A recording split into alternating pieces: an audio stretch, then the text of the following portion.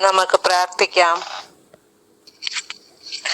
വിളിച്ചാൽ വിളി കേൾക്കുന്ന ദൈവമേ, ഈ പാപികളായ ഞങ്ങളുടെ പ്രാർത്ഥന കേൾക്കണമേ. അച്ഛനെയും കുടുംബത്തിനെയും തിരുസന്നിധിയിൽ സമർപ്പിക്കുന്നു. ടീച്ചേഴ്സ് എല്ലാവർക്കും വേണ്ടി പ്രാർത്ഥിക്കുന്നു. കുഞ്ഞുങ്ങൾ എല്ലാവരെയും തിരുസന്നിധിയിൽ സമർപ്പിക്കുന്നു.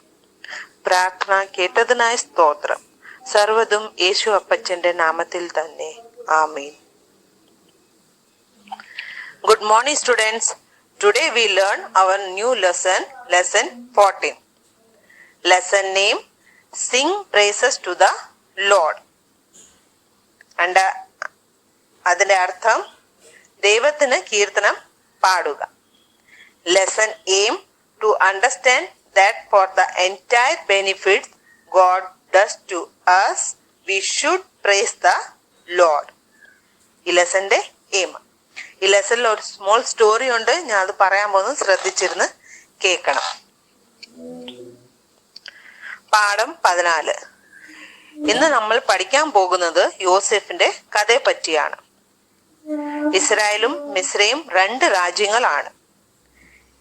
ഇസ്രായേൽ ദേശത്ത് കഠിനം ക്ഷാമം ഉണ്ടായപ്പോൾ യാക്കോബിന്റെ 11ാമത്തെ മകനായ യോസെഫ് മിസ്രൈം ദേശത്ത് മേലധികാരി ആയിരുന്നു.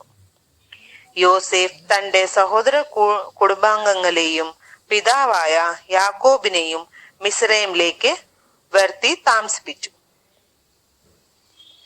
70 അധികം അംഗങ്ങൾ ഉണ്ടായിരുന്നു യാക്കോബിന്റെ കുടുംബത്ത്. 430 വർഷത്തോളം മിസ്രൈമിൽ താമസിച്ച് കഴിഞ്ഞപ്പോൾ അംഗസംഖ്യ ഏകദേശം 20 ലക്ഷത്തോളം ആയി ഉയർന്നു. മിസ്രൈമിന്റെ അടിമവേല ചെയ്യേണ്ടി വന്ന ഇസ്രായേൽ ജനതയുടെ കഷ്ടത ദൈവം കണ്ടു. മോശയുടെ നേതൃത്വത്തിൽ ജനത്തെ വിടുവിച്ചു.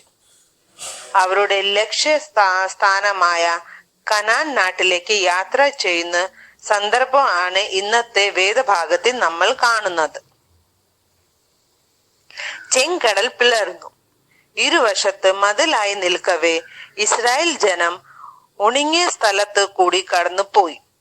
മിസ്രൈമ്യർ പിന്നാലെ വന്നപ്പോഴേക്കും മതിലായി നിന്ന വെള്ളം ഒന്നു ചേർന്നു. അവർ കടൽ തള്ളിയിടപ്പെട്ടു. മിസ്രൈം വഴി ഒരാളും പോലും രക്ഷപ്പെട്ടില്ല.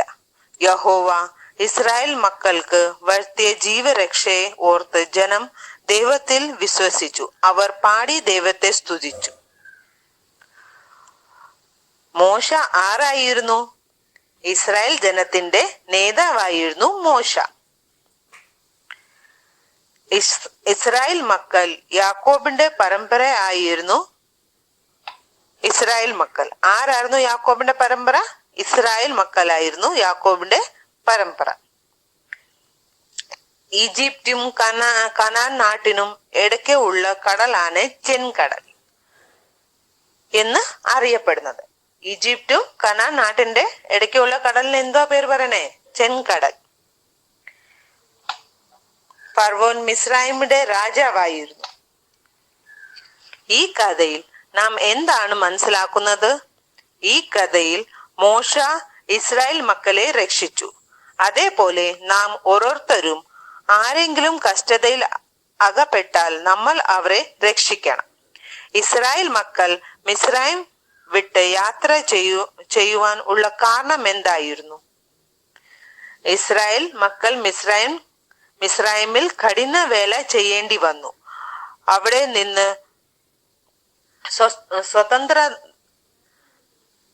സ്വതന്ത്ര ലഭിക്കുവാൻ വേണ്ടിയാണ് അവർ യാത്ര ചെയ്തത്. ഇസ്രായേൽ ജനം ചെങ്കടൽ കടന്നു എങ്ങനെയാണ്? ഇസ്രായേൽ ജനം ചെങ്കടൽ കടന്ന എങ്ങനെയാണ്?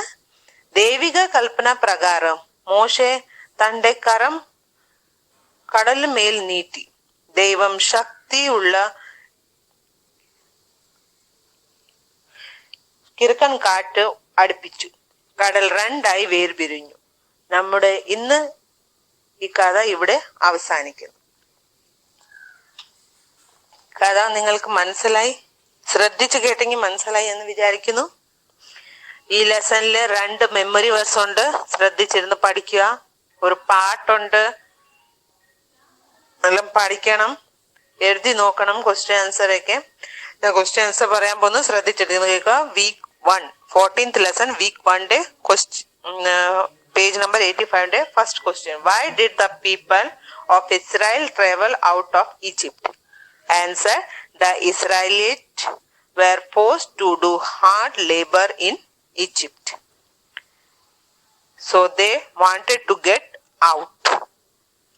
Second question. How did the people of Israel cross the Red Sea? Answer.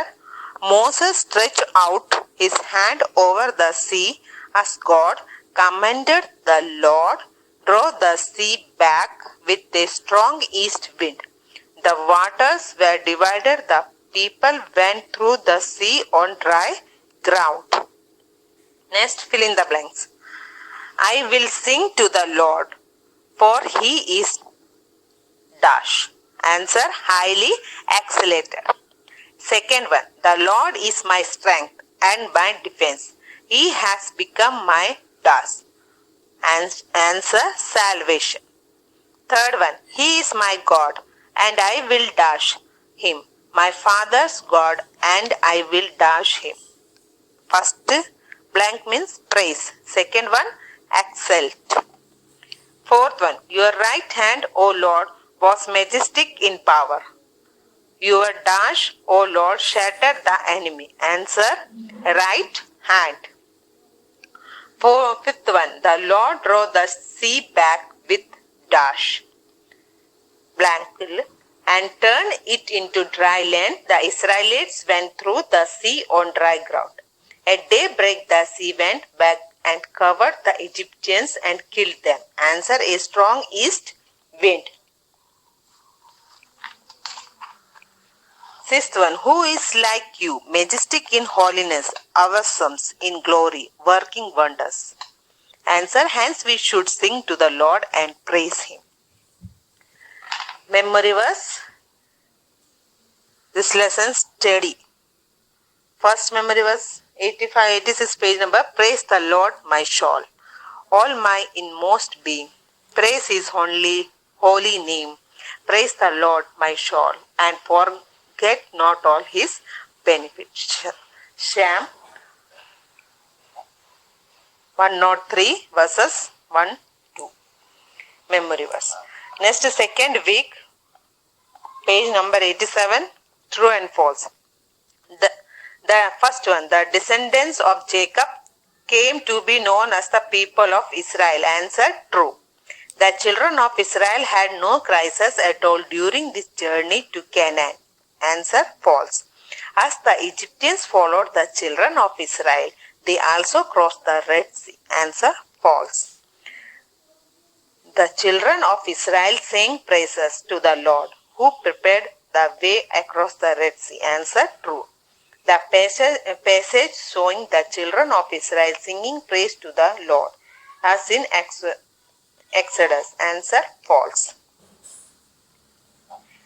Second Roman letter, Psalm 78, tell of the Lord separating the sea and leading the people of Israel. Find out the verse and write it below. It's your duty. Okay?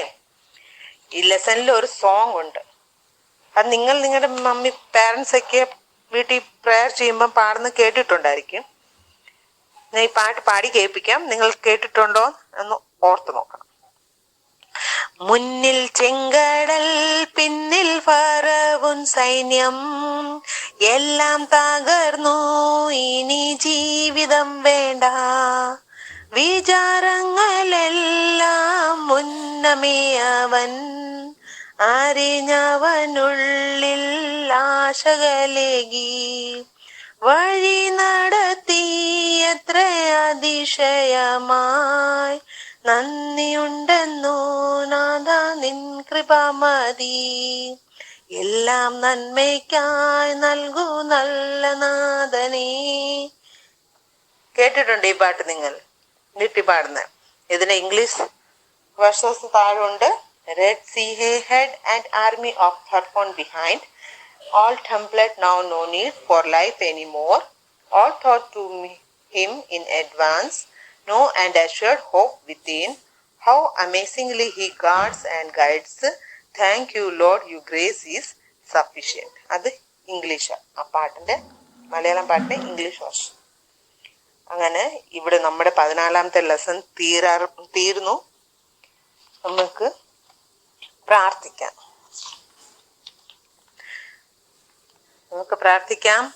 സ്വർഗസ്ഥ പിതാവേ, ഇന്ന് പഠിച്ച പാഠം കുട്ടികൾക്ക് മനസ്സിൽ ഓർത്തു നിൽക്കുവാനും പഠിച്ച പാഠത്തിനെ ജീവിതത്തിൽ മാതൃകയാക്കുവാനും ദൈവമേ നീ കൃപ തരണമേ. എല്ലാം കുഞ്ഞുങ്ങളെ നിന്റെ തിരുസന്നിധിയിൽ സമർപ്പിക്കുന്നു. യേശുവിൻ്റെ ധന്യനാമത്തിൽ തന്നെ. ആമേൻ.